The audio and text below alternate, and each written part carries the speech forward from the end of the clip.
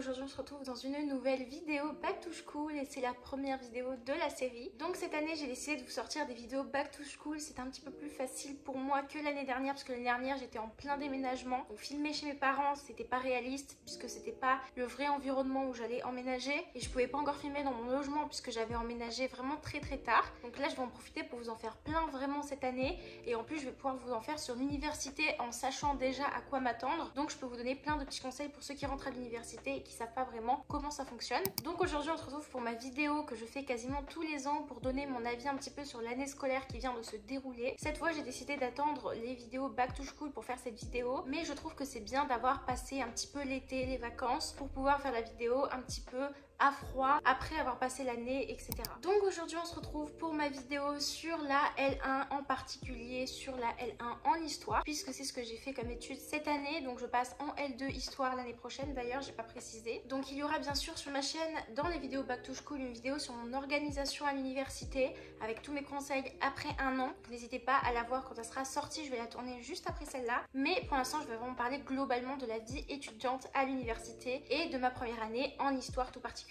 Donc on va tout d'abord commencer par le début, donc les inscriptions. Donc moi je me suis inscrite après avoir été acceptée sur Parcoursup et tout s'est bien passé, mais ça je pense que si vous rentrez à l'université vous avez déjà tout fait. Mais il faut savoir qu'à l'université vous avez deux types d'inscriptions. Déjà vous avez les inscriptions à l'université, donc c'est vers juillet, août, moi je les ai fait début juillet. Et vous avez aussi les inscriptions pédagogiques qui se passent en septembre, juste après votre rentrée. Mais certains c'est pas à ce moment-là, mais je sais que dans mon université c'est vraiment après le premier jour de la rentrée, c'est souvent le lendemain d'ailleurs. Donc les inscriptions pédagogiques c'est le moment où vous allez choisir vos cours, donc vous faites votre shopping vraiment des cours qui vous intéressent. Parce que en L1, moi en ce qui me concerne, j'avais pas mal d'options.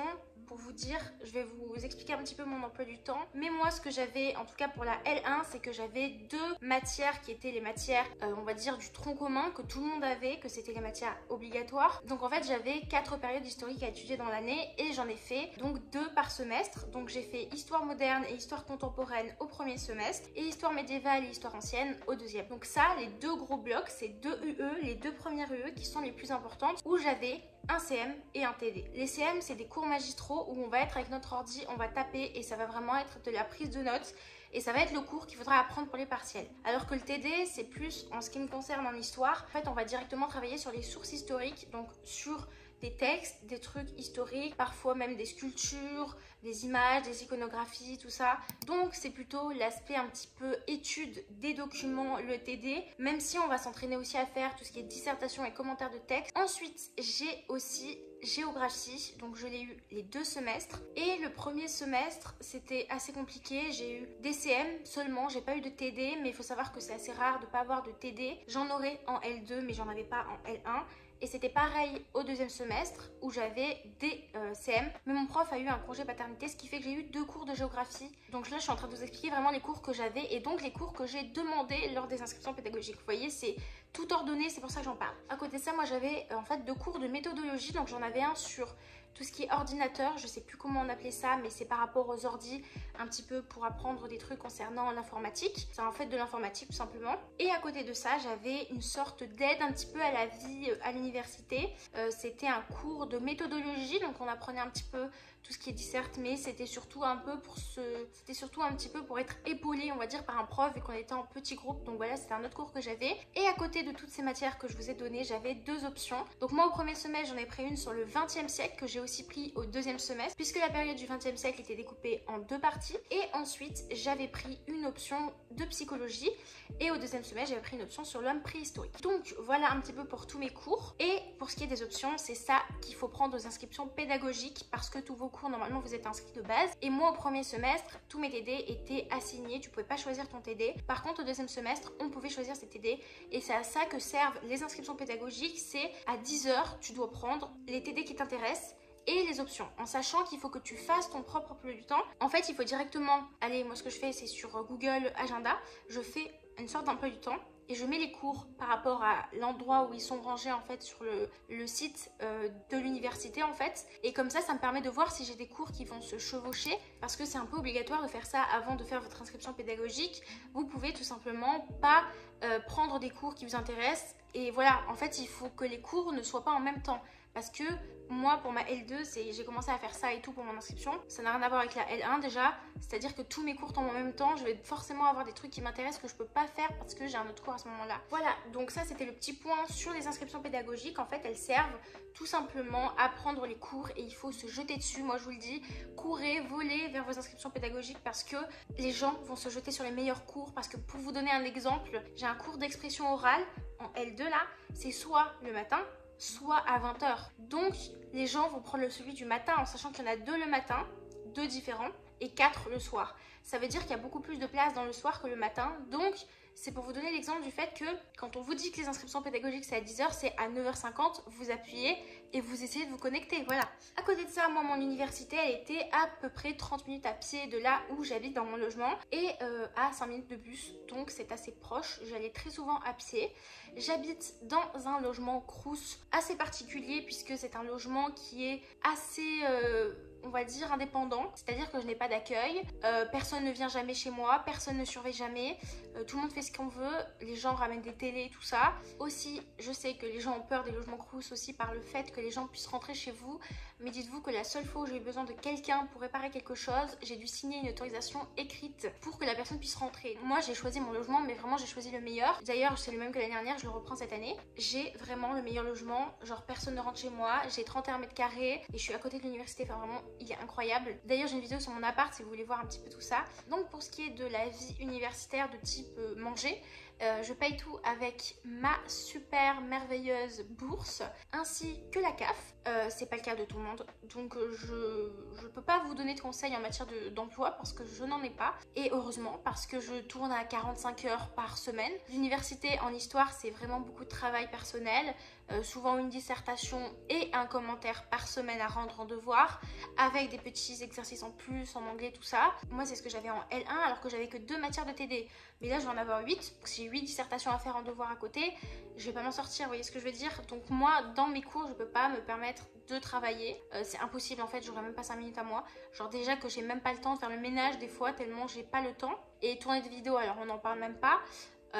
En fait j'ai même pas 2 heures dans la semaine, genre je me lève le matin, je travaille, je me couche, je travaille, et un petit peu le samedi dimanche où j'ai un petit peu 1 heure ou 2 par-ci par-là où je peux faire quelque chose, mais voilà, donc j'ai la chance de pouvoir ne pas travailler, tant mieux parce que sinon j'aurais pas pu continuer clairement mes études, ça aurait pas été possible, je m'en serais jamais sortie. Moi il faut savoir que j'ai à 100% déménagé, c'est-à-dire que j'ai rien chez mes parents, je n'ai aucune affaire à moi, je n'ai même pas de chambre, donc je dors un petit peu sur le pouce on va dire, donc c'est pour ça que je rentre pas toutes les semaines et que je rentre pas à chaque vacances. Là par exemple je suis en vacances, ça fait depuis mai, donc ça fait 4 mois que je suis en vacances et je suis pas, je suis majoritairement en fait à mon appartement et je rentre une semaine à peu près toutes les 2 semaines, mais c'est vrai qu'en ce moment je rentre un petit peu plus souvent parce qu'il y a une piscine et parce que j'en profite, parce qu'après forcément je les verrai moins souvent, donc je rentrais le week-end toutes les 2 semaines parce que j'avais besoin, mais vraiment un besoin nécessaire de un week-end pour bosser à fond et pour ne pas prendre le train, pour ne pas... Parce que moi si je prends le train, pour vous donner un exemple, je prends le train le vendredi, donc ça me prend déjà 2-3 heures. Je vous ai parlé un petit peu des devoirs à l'université, mais je vais vous en reparler. Mais sur mes 2 semestres, je n'avais quasiment jamais de contrôle, j'ai dû avoir 3 contrôles à tout casser dans mes TD, et j'avais jamais 2 contrôles, j'en avais à peu près un dans tout le semestre, juste pour voir que les gens aient bien appris, donc c'était en général un contrôle de connaissances. Et après toutes les semaines, j'avais un petit travail préparatoire à faire, c'est quasiment comme ça dans tous les TD, où on prépare les textes qu'on va étudier, donc on prépare un petit peu tout ce qui est, moi c'est ce que j'ai fait quasiment tout le temps, la nature, l'auteur, tout ça, mais vraiment des recherches assez approfondies qu'il faut chercher dans des bouquins. Donc en plus donc de ces petits travails préparatoires dont je vous ai parlé, dont on a besoin de livres, on avait aussi beaucoup de dissertations. Ensuite bien sûr je n'ai pas donné le nom de mon université parce que je ne préfère pas, mais j'ai pas trop envie honnêtement de... Je préfère éviter de donner les endroits où je vis, la ville où je vis, etc.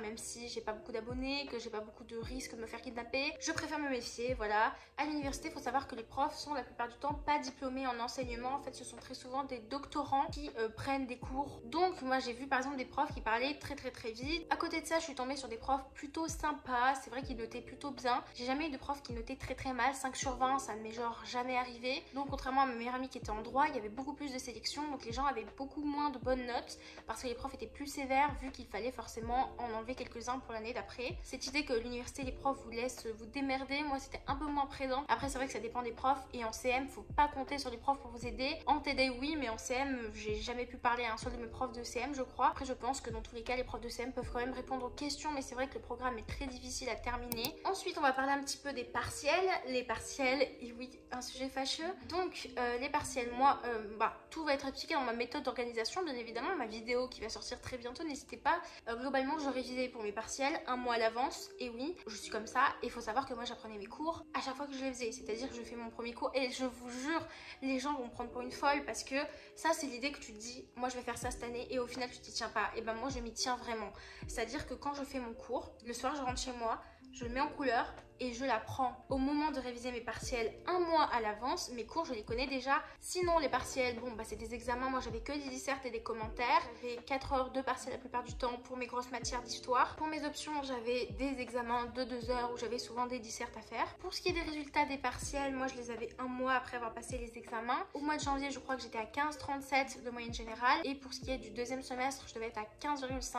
Donc j'ai validé mon année à 15,5 environ, donc je suis très satisfaite de ça. Après j'ai beaucoup bossé aussi. Comme je vous l'ai dit, j'ai appris mon cours dès le début et je m'avance toujours pas mal dans mes devoirs, vraiment. Je vais faire une petite aparté concernant mes études en histoire, concernant les livres et la lecture, puisque en histoire, il faut lire beaucoup de livres. Très souvent, il n'y a pas besoin de lire les livres en entier, parce que moi, je lis souvent, enfin, c'est quasiment que ça, c'est des manuels, en fait. Il y a des chapitres qui parlent de sujets que vous voulez approfondir, mais vous ne devez pas lire le livre en entier, sinon vous n'allez jamais vous en sortir. Et aussi, un conseil, mais moi, j'ai encore beaucoup de mal avec ça, c'est prendre des notes de ce que vous lisez, parce que je vous jure qu'on se rappelle de rien. J'ai lu un livre entier sur le 19e au premier semestre, parce que je savais pas encore que c'était par chapitre qu'il fallait faire.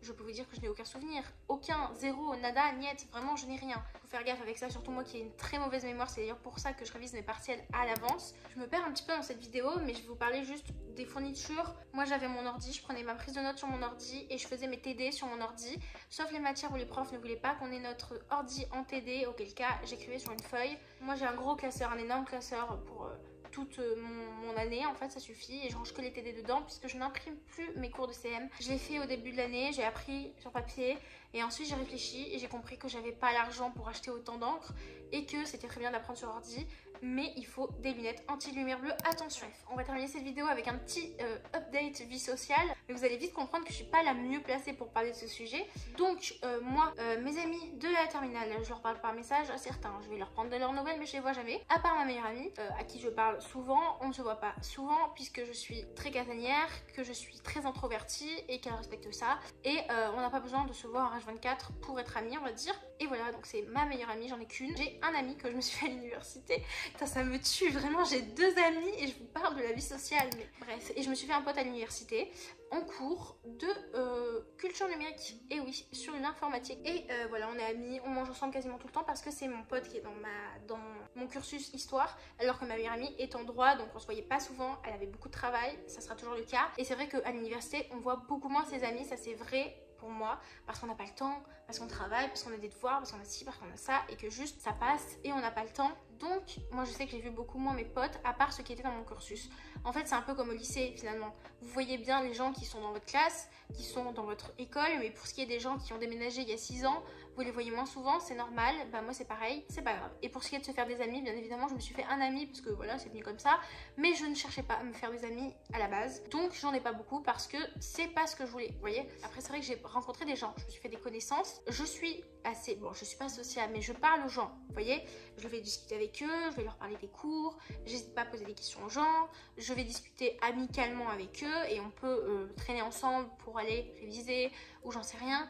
Mais je veux dire, je ne parle pas d'amis, vous voyez, c'est pas un stade amical où genre on va se voir en dehors. Je n'ai pas cherché à en avoir parce qu'en fait, je veux me concentrer sur les 2 seuls que j'ai et ne pas en avoir 36 parce que sinon je ne peux pas me départager en trop d'amis. Et je pourrais pas donner l'attention que je veux donner à autant de gens. Ainsi, j'ai préféré avoir moins d'amis. Après, c'est vrai que s'il y en a qui viennent, je vais pas leur dire allez vous faire foutre, vous voyez. Je parle aux gens, j'accepte d'être connaissance et vraiment je me fais des amis. Mais je ne force pas la main des gens, je ne vais pas leur voir pour cette intention-là, vous voyez. Mais je ne cherche pas à en avoir plus parce que je préfère la qualité à la quantité. Et bien évidemment j'ai mon copain à côté aussi, mais ça c'est un sujet dont je ne parlerai pas sur ma chaîne YouTube. Mais pour vous dire, j'avais une vie sociale composée de 3 personnes et ma famille qui me contente grandement. Donc j'espère que cette vidéo vous aura plu, j'espère que ça vous a un petit peu rassuré, même si c'était assez personnel à mes études et personnel à mon université. Quoi qu'il en soit, j'espère que cette vidéo vous aura plu. Si c'est le cas, n'hésitez pas à la liker, la commenter, la partager et à vous abonner, ça me ferait extrêmement plaisir. Et puis moi je vous dis à la semaine prochaine pour une prochaine vidéo.